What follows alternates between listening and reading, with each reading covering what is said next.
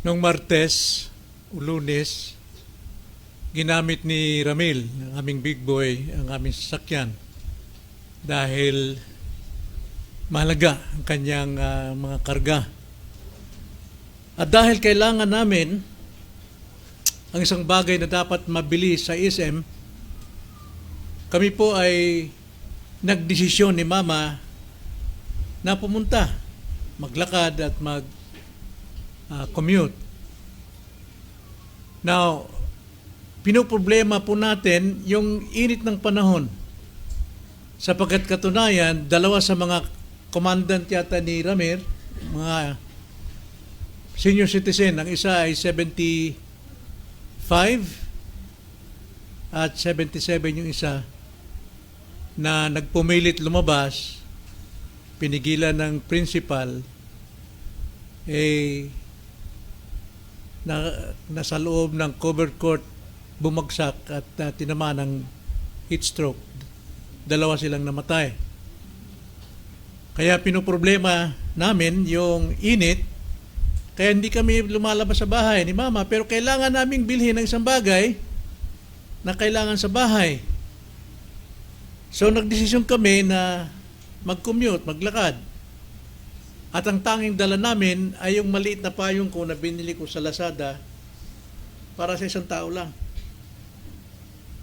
Sabi ni Mama, paano yan? Maghahati dyan. Hati tayo. So, dikitan ang mukha namin. At sa awa ng Diyos, sa biyaya niya, nakarating kami ng SM hanggang sa nakauwi dahil sa payong.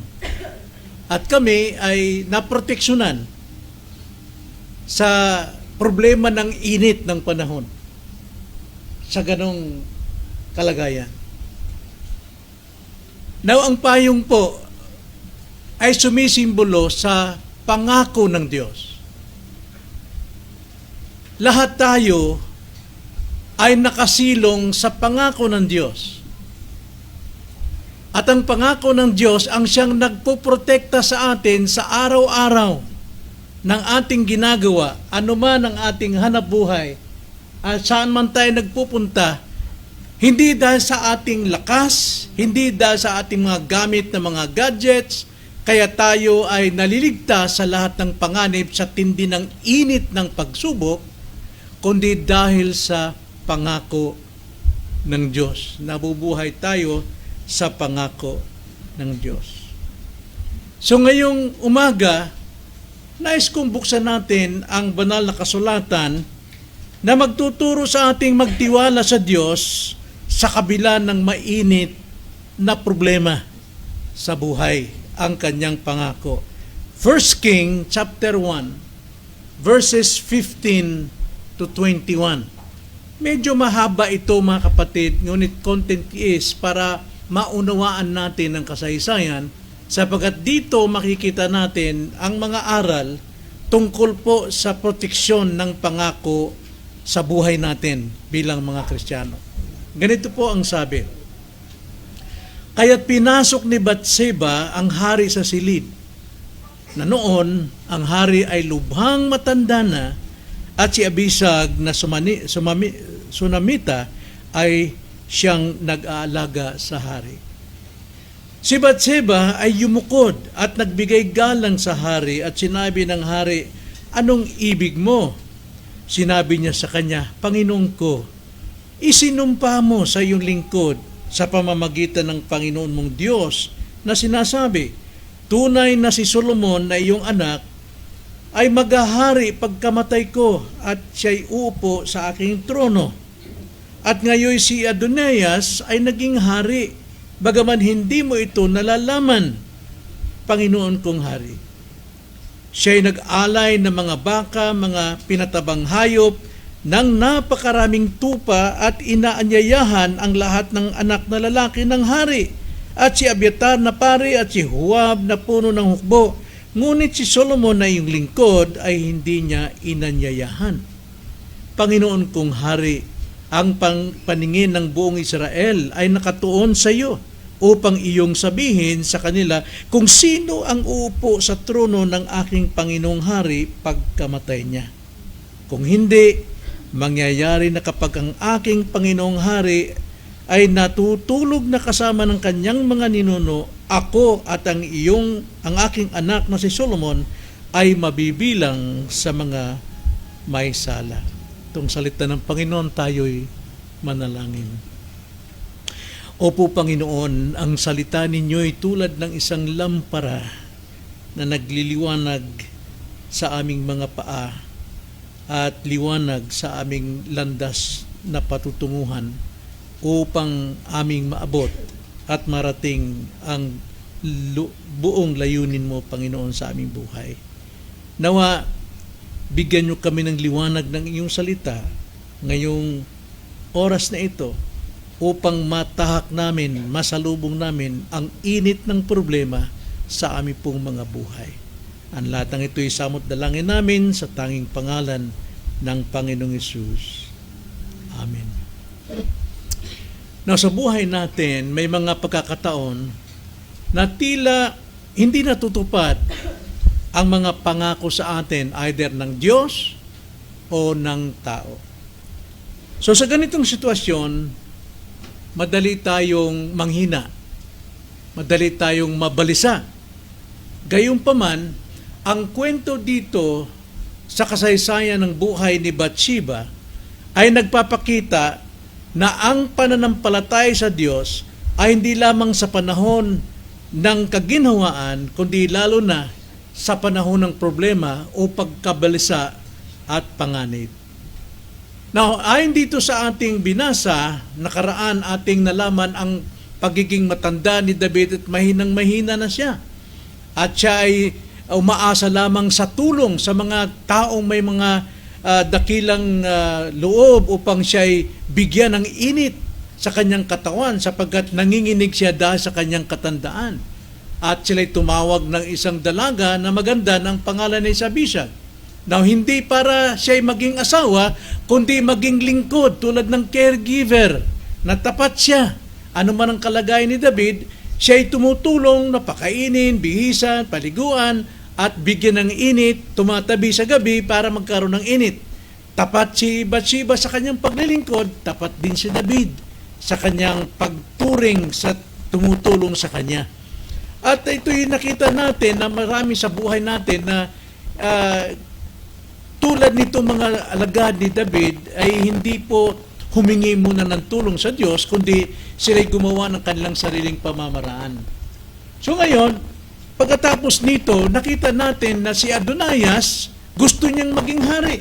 Nagdeklara ng kanyang sarili, ako ang magiging hari. At kinuha niyang matataas na pinuno at mga kasinggulang niyang kabataan ay sila'y nagdiriwang. At natural, ang kasunod nun ay ang paglusob na sa kaharian upang sakupin ang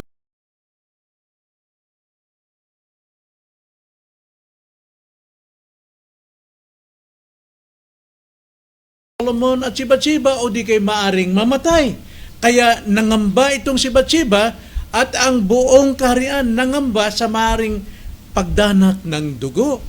Kaya itong si Nathan, siya po ay laging nasa kalooban ng Diyos, pinaalalahanan niya si Bathsheba kung anong dapat niyang gawin. Napuntahan si David, ipaalam ang pangako ng Diyos. Nang pangako ay ang anak niyang si Solomon ang siyang susunod ng pagiging hari. At nakita natin ang pangakong ito sa 1 Chronicles chapter 22 verse 9 to 10 na si Solomon talaga ayon sa kalooban ng Diyos at ayon din sa paintulot ng ama na si David. Whereas itong si Adonias hindi kalooban ng Diyos at hindi rin alam ni Haring David. Kaya sa payo ni Nathan, si Bathsheba bilang ina ni Solomon lumapit kay David upang ipaalala ang pangako ng Diyos. Ipaalala ang pangako ng Diyos. Nakita nyo, yung pangako ito ang nagpoprotekta ng buong kaharian kay Bathsheba at kay Solomon. At ang pangako rin ng Diyos sa atin ang siyang nagpoprotekta sa ating mga buhay. So sa gitna ng mainit na pag-aaklas ni Adonias, ang kasaysayang ito ay nagtuturo sa atin kung paano lakbayin ang mainit na panahon ng problema sa ating buhay. Now, sa umagang ito, nais kong talakayin natin ang paglalakbay sa mainit na problema sa 3 hakbang. 3 hakbang ang paglalakbay na ito. Una, ayon sa ating talata, unang hakbang sa panahon ng problema, lumapit tayo sa Diyos. Lumapit tayo sa Diyos gaya ng panukala ni Nathan kay Bathsheba. At sa verse 15, mapapansin natin na ang sabi, kaya't pinasok ni Bathsheba ang hari sa silid.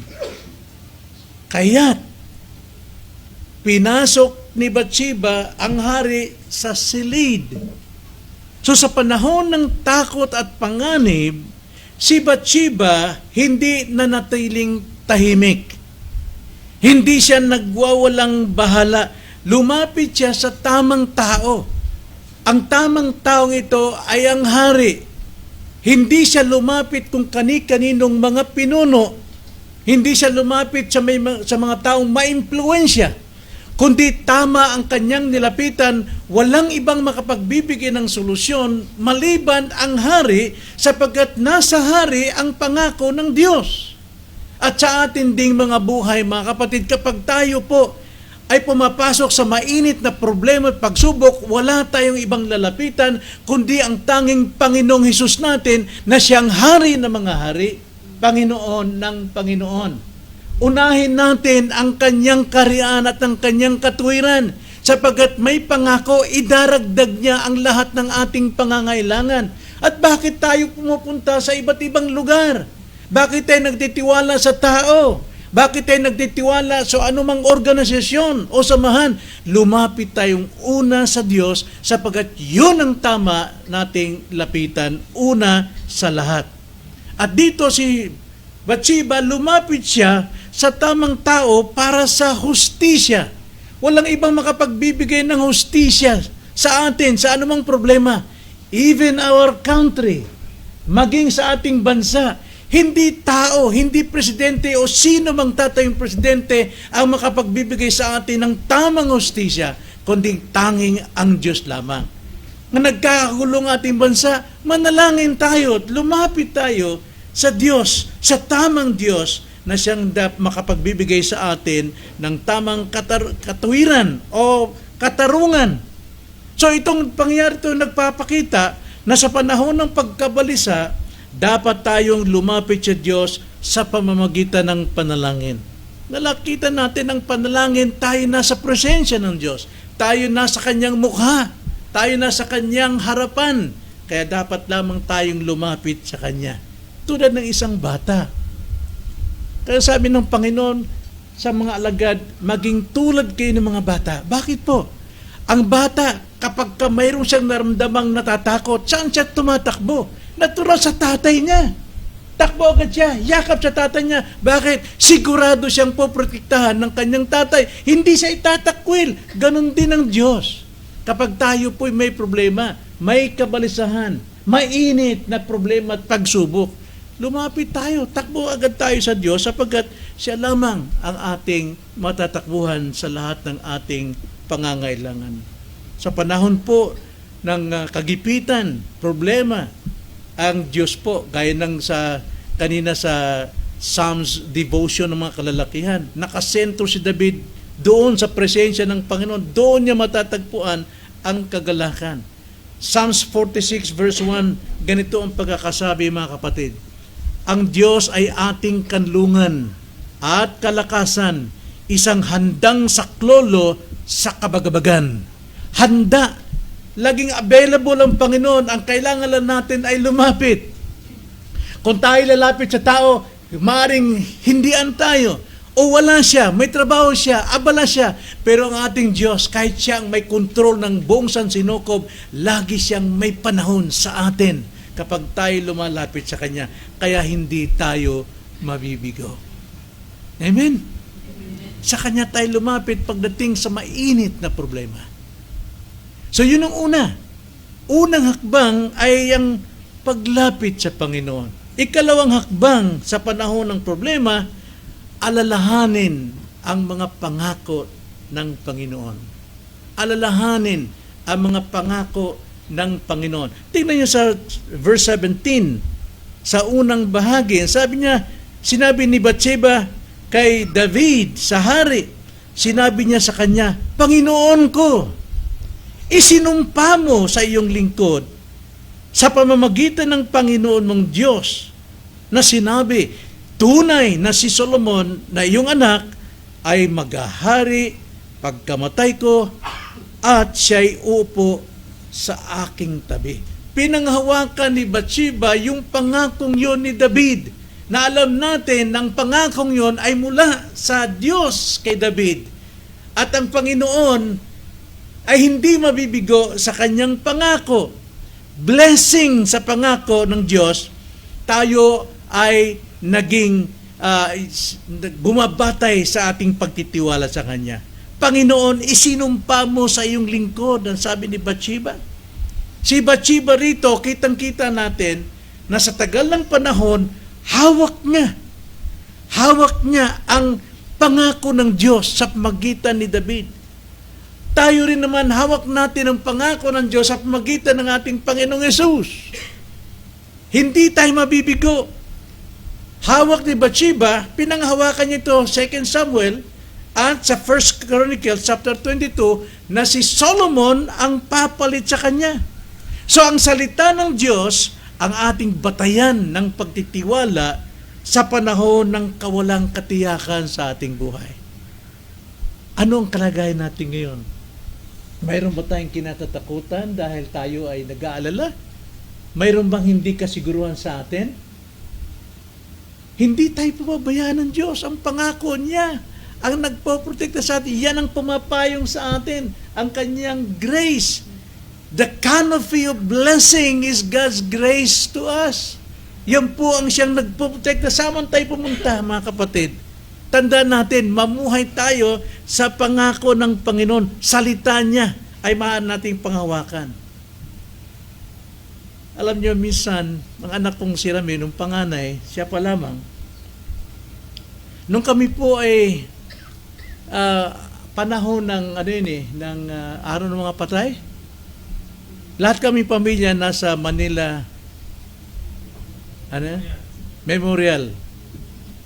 Maliit pa si Ramel, siguro mga 2 to 3 years old. Si Ramel noon, naka-t-shirt lang siya at naka-brief na puti, parehong puti. Sa dami namin magkakamag-anak, andun lahat yung mga kamag-anak din namin nalibing, masaya kami, kakatuwaan kami. Nakaligtaan namin si Ramel. Kaya after 1 hour o 30 minutes, paglingon namin, asan si Ramel? Asan ba si Ramel? Asan ba si Ramel? Asan ba si Ramel? Lahat kami, wala na. Tumayo na ang aming balahibo sa likod. Hinanap, Ramel, Beng! Hinanap namin.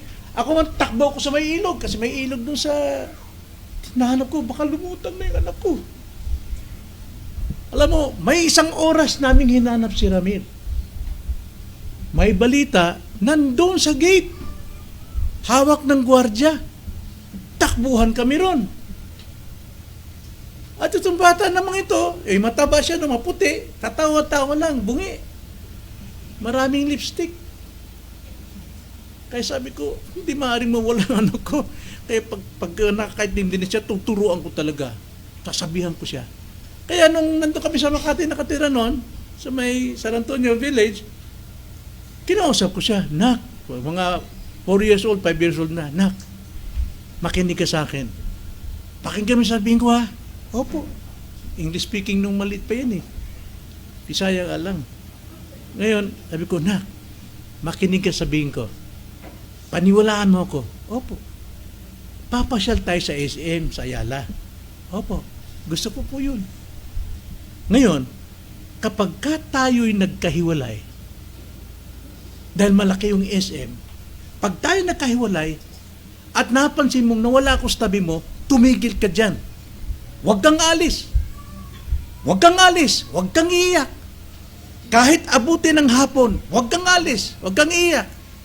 Opo, babalikan kita. Kahit ano mangyari, babalikan kita. Abay, nangyari nga. Ang tuwa-tuwa namin ni Ma'am, pasyal, tingin-tingin. Siyempre, window shopping. Window lang. Shopping. Kalimutan na. Itong batang ito, masyal takbo-takbo. Kaibigan yung mga tindera doon sa SM eh. Ikot kami ng ikot ni Mama. Sabi ko, Ma, balikan natin yung lugar na yon. Andun yung anak natin. Ay, nakaupo. Ganun, nakipag-usap ng mga... Pinanghawakan niya yung salita ko, pangako, babalikan kita. Higit ang Diyos sa kanyang salita, kapag siya nabi niya, panghawakan natin, at yun ay tutuparin niya sa atin. Hindi tayo mawawala, hindi rin siya mawawala. Ang sabi niya, I will never leave you nor forsake you. So balikan natin ang pangako ng Diyos, yan ang pumoprotekta sa atin. Mga pangako ng Diyos sa Biblia, tulad ng hindi kita iiwan ni pababayaan man, Hebrews chapter 13 verse 5. Ito ang sandigan ng ating pananampalataya. Huwag tayong manlupaypay, huwag tayong sumama ng loob, huwag tayong mawawala sa kanyang salita. Huwag tayong pumunta kung kani-kanino, kundi panghawakan natin ang kanyang salita, babalikan at babalikan ka ng Panginoon. Puprotektahan ka. Sa Bible, sino pong pinangakuan ng 25 years bago mangyari ang pangako ng Diyos sa kanya? Si Abraham. Genesis chapter 12, pinangakuan. Si Abraham noon ay 75 years old. At ang kanyang asawa si Sarah ay baog. Pero nangako ang Diyos sa kanya na siya ay magiging ama ng maraming bansa. Magmumula sa kanya ang isang anak. Ngayon, sa pangakong ito, pinanghawakan ni Abraham kahit matanda na siya. Pinaliwanag ng Romans chapter 4 yan. Pinanghawakan ni Abraham. Ang daming sinapit ni Abraham ng mga pagbagsak, ng mga pagsubok at iba't iba pa. Gaya ng ating dinadanas, pero naghintay siya sa pangako ng Diyos for 25 years. Hindi nanlamig si Abraham sa pangako ng Panginoon. Matanda na siya, ugod-ugod na halos, pati si Sarah. Pero after 25 years ng kanyang pangahawak sa pangako, sila'y nagkaroon ng anak. Ganun po, hindi ka pababayaan ng Diyos, hindi ka iiwan. Pag pinangako ng Panginoon, darating at darating siya. Anong sabi ng Panginoon sa kanyang mga alagad sa Acts chapter 1? Kung paano niyong nakita ang Panginoong umakyat sa kalangitan, siya ring makikita niyo sa kanyang pagbabalik. Pangako ng Diyos yan. Kaya ihanda natin ang ating mga sarili sa pagdating ng Panginoon, darating siya. Baka naman pagdating niya, wala siyang makitang mananampalataya na nagpapatuloy sa pananampalataya. Kailangan tayo po progressively namumuhay tayo sa pananampalataya at sa kabanalan. Sapagkat tapat ang Diyos sa kanyang pangako. So nakita natin, unang hakbang, kapag mayroon tayong problema, mainit na problema, ay lumapit sa Diyos sa panalangin. Ikalawa, alalahanin kanyang mga pangako. Huwag tayong humiwalay sa kanyang salita. Ikatlo na hakbang, sa panahon ng mainit na problema, tumayo tayo sa katotohanan ng Diyos. Tumayo tayo sa katotohanan ng Diyos. Huwag tayong manghina. Ang sabi sa verse 18 to 19, at ngayon si Adonias, ang sabi ni Bathsheba, naging hari, bagaman hindi mo ito nalalaman, Panginoon kong hari. Kung titignan natin si Bathsheba, nanghihina na talaga siya, pero hawak pa rin niya ang pangako, kinakatwiran niya, Panginoon kong hari. Si Adonias, ando nagbubunyi. Lahat sila nagbubunyi. Naghanda na siya ng ilang daang kataong mangunguna sa kanya para tayo puntahan dito. Ngunit, Panginoon, masdan mo At ang sabi sa 19, siya'y nag-aalay ng mga baka, mga pinatabang hayop, na mga napakaraming tupa, at inaniyahan ang lahat ng anak na lalaki ng hari, at si Abiatar na pari. Biro mo, malalaking pinuno ito. At si Joab, na puno ng hukbo, mandirigma ni David. Ngunit si Solomon na iyong lingkod ay hindi niya inanyayahan. Hindi niya si Solomon dahil alam nilang ito ang pinili ng Diyos. Alam natin sa 2 Samuel pa lamang, binunyi na ni David na ang magiging kasunod na hari ay si Solomon. Ngunit nasa tiyan pa lamang ni Bathsheba hanggang sa ito'y lumabas, maliit. Pero si Adonias, malaki na.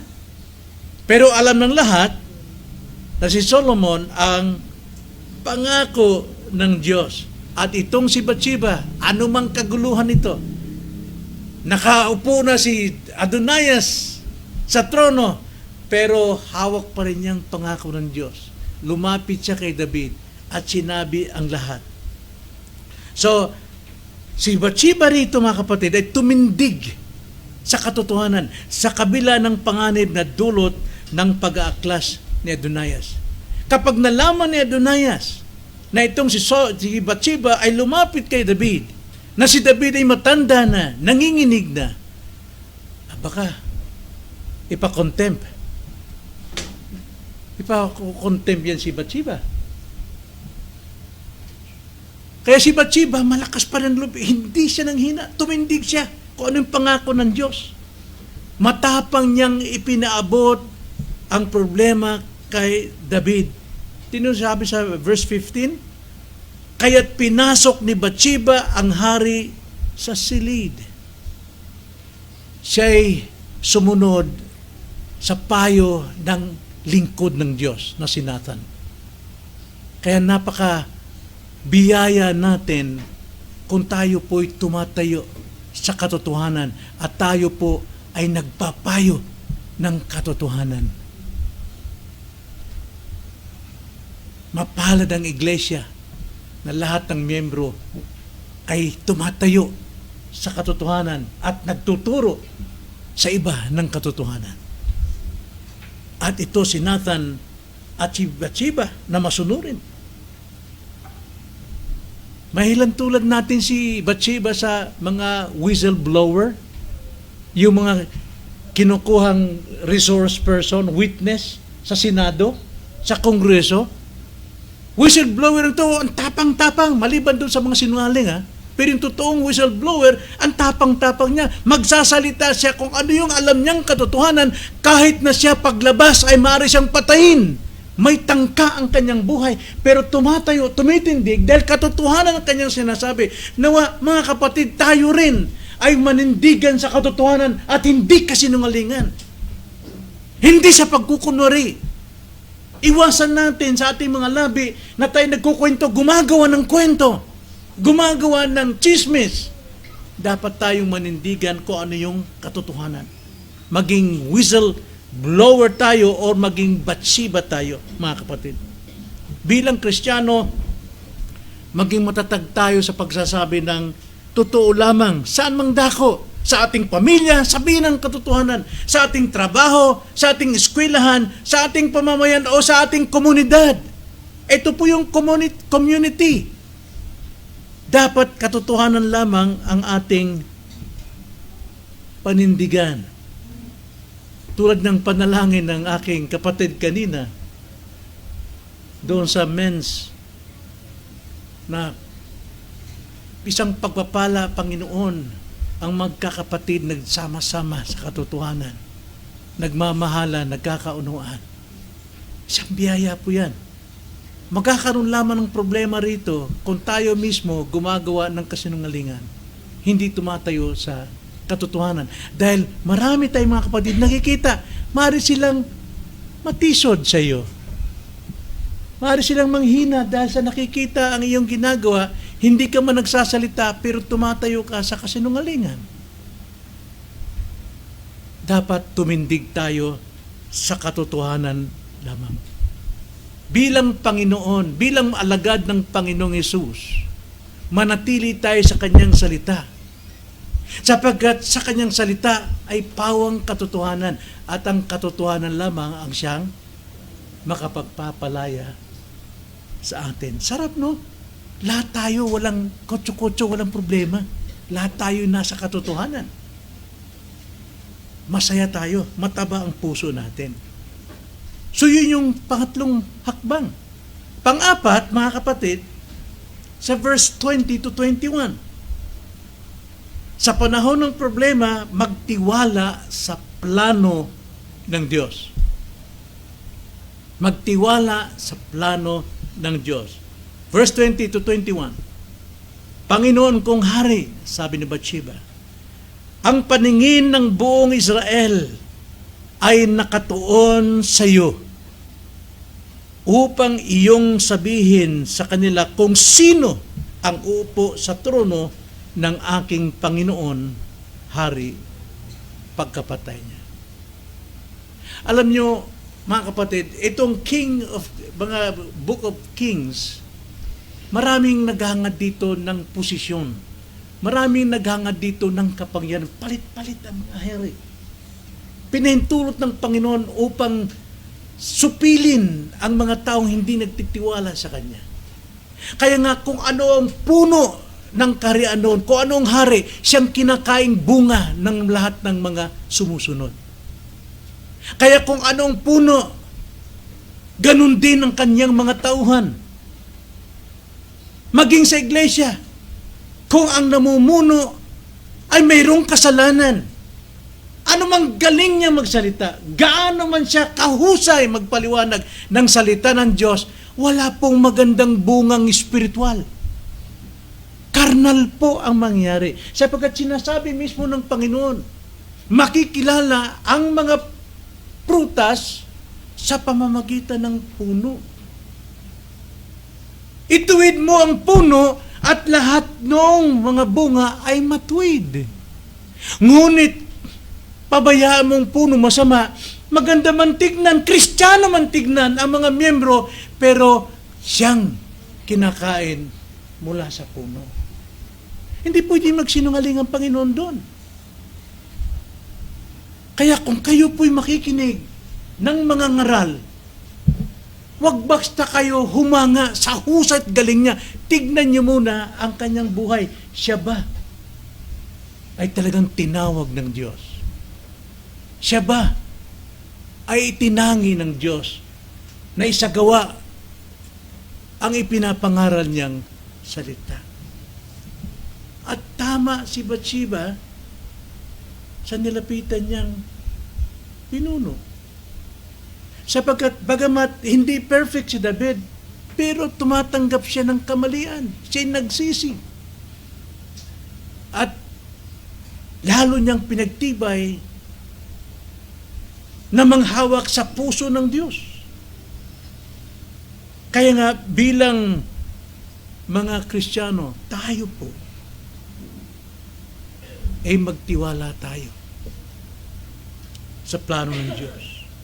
Kaya ang sabi ni Bathsheba sa verse 21, kung hindi mangyayari na kapag ang aking Panginoong Hari ay natutulog na kasama ng kanyang mga ninuno, ako at ang aking anak na si Solomon ay mabibilang sa mga may sala. Bakit po? Sapagkat masama ang isip ng magiging haring si Adonias. At maraming pumasok doon, nagpasakop sa kasamaang ito. Kung kurap ang isang hari, ganun din, maging kurap din ang lahat ng mga kasapi. Kaya sabi ni Bathsheba, delikado kami, mag-ina, kapag hindi ka gumawa ng aksyon dito.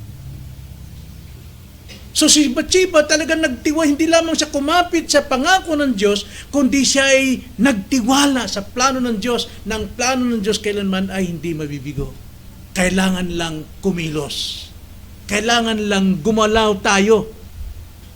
Kahit hindi pa nakikita ang katuparan ng pangako, nanatiling naniwala si Bathsheba sa salita ng Diyos. Sapagkat ang tunay na pananampalataya ay naniniwala kahit hindi pa natutupad ang pangako ng Diyos. Di ba yun ang ibig sabihin ng panampalataya? Nagtitiwala, kumakabit sa mga bagay na hindi nakikita. Kaya ito ang pinanghawakan. Sapat ang maghintay. Naghintay ito si Bathsheba. Kung walang ginawa si David, kung hindi gagawa si David, at hindi rin kumilos si Bathsheba, ay tiyak may kapahamakan mangyari sa kanila. Tiyak mayroong kapahamakan. Tiwala sa kanila. Pero itong si Bathsheba, talagang nagtiwala sa plano ng Diyos. At ang plano ng Diyos, kailanman hindi mabibigo. Ang isang magsasaka, maraming hinaharap yan. Kaararo, bubungkal ng lupa. Trabaho talaga yan. Ngayon, pagkatapos siya magtanim, anong ginagawa ng magsasaka? Mananatili siya sa pangakong aanihin. Pero hindi siya tulad kay Juan Tamad, na bagat masipag si Juan Tamad sa paghihintay, nagtitiis, nagtsatsaga para maglaglag ang bunga, ang magsasaka sa kanyang paghihintay sa plano ng Diyos na siya aani, magtatrabaho siya. Ginagawa niya kung ano yung dapat niyang gawin. Magtatanim ng sibuyas, tatanim ng kamote, saging, ano pa, mais. Eto si Bathsheba. Bagamat pinanghawakan niyang pangako ng Diyos, naniwala sa plano ng Diyos, ngunit gumawa siya upang maisagawa ang bagay nito. Nilapitan niya si David. Sinabi niya lahat ng katotohanan at sinabi niya kung ano ang magiging kapahamakan. Dahil kung hindi, saan pupulutin si Bathsheba at si Solomon? Tiyak sa kapahamakan. Kaya nga kapag tila hindi dumarating ang kasagutan ng ating mga panalangin, mga kapatid, sige lang, maging abala ka sa ibang bagay. Once you pray, Lord, na mapagkalooban niyo po ng trabaho ang anak ko. Ngayon, kapag ikaw ay nag-pray ng trabaho sa anak mo, then, gawin mo yung gawain sa Panginoon. Manalangin ka, magbukas ka ng Bible study sa bahay, mag-invite ka ng preacher, sino man, si Deacon Rodolfo, si Deacon Bob, at ikaw naman ay mag-abala na imbitahan ang iyong kapitbahay. Busy ka sa gawain ng Panginoon na nagtitiwala na darating ang kasagutan ng iyong panalangin. Pero ang tanong, saan tayo nagiging busy? Sa kanto. Naghihingo to. Nakuha ni Makuto, oy! Nakalimutan na yung prayers. Di ba? Yun yung karaniwang nangyayari sa atin. Iba yung ating mga ginagawa. So, kapag tila hindi dumarating ang ating panalangin, gawin pa ang ibang mga bagay na may kaugnayan sa kalooban ng Panginoon. Ilapat natin yung ugali na magsasaka. After niyang nagawa na yung pagtanim niya, paglilinis, marami siyang trabaho na dapat gawin para naman sa kanilang pansariling kabuhayan. So sa ating pong pagtatapos, mga kapatid, nais kong dalhin natin muli ang ating isipan sa buhay ni Bathsheba. Sapagkat si Bathsheba dito, kumakatawan sa atin sa matinding init ng problema, sa kabalisahan, buhay na kasalalay sa kanya at ng kanyang anak. So si Bathsheba rito ay paalala ng Diyos sa atin ng kanyang pangako, hindi mabibigo. Ito yung canopy of blessings natin, ang pumoprotekta sa atin sa lahat ng ating gawain sa buhay, ang kanyang pangako. Si Bathsheba sumilong sa pangako ng Diyos, ngunit hindi siya nagpabaya sa kanyang katungkulan. Isipin natin, maging masipag din tayo sa ibang bagay habang nagtitiwala tayo sa ating hinihingi sa Diyos. So sa gitna ng kawalan ng katiyakan, panganib at kaguluhan, maaari tayo magtiwala pa rin sa Diyos. Yan ang buhay ng Kristyano. Yan ang buhay ng mananampalataya. Hindi gumagawa o sumusunod sa dikta ng laman, kundi patuloy na sumusunod sa dikta ng Espiritu. Kapag tayo ay lumalapit sa Diyos, tiyak ipinapaalala sa atin ang Kanyang salita. Kanyang salita, punong-puno ng pangako. Anong pangako ang binigay sa iyo ng Diyos? Magtiwala at maging abala sa mga bagay na ayon sa kalooban ng Diyos. So lumapit tayo sa lahat ng pagkakataon. May problema man o wala, mainit man o malamig. Dahil marahil nandyan tayo sa kainitan, pero mayroon pa ring unos na dumarating sa buhay natin. Lumapit tayo sa Kanya sa lahat ng pagkakataon. Maging matatag sa pagsasabi at pamumuhay sa katotohanan. Tayo manalangin. Panginoon, maraming salamat po. Tunay na salita ninyo ang makapaghuhubog sa amin. Sapagkat ito ay nagtuturo kung ano yung dapat naming gawin at kung ano yung dapat naming iwasan. Tulungan nyo kami maging masunurin sa mga salita nyo, katotohanan ninyong ipinahayag sa amin ngayon. At para doon sa mga wala pang relasyon kay Kristo, naway maging masunurin siya na lumapit sa tamang Diyos, tamang tagapagligtas, na walang iba ang hari ng mga hari, Panginoon ng Panginoon, si Jesucristo. Ito ang aming dalangin sa pangalan ng Panginoong Hesus. Amen.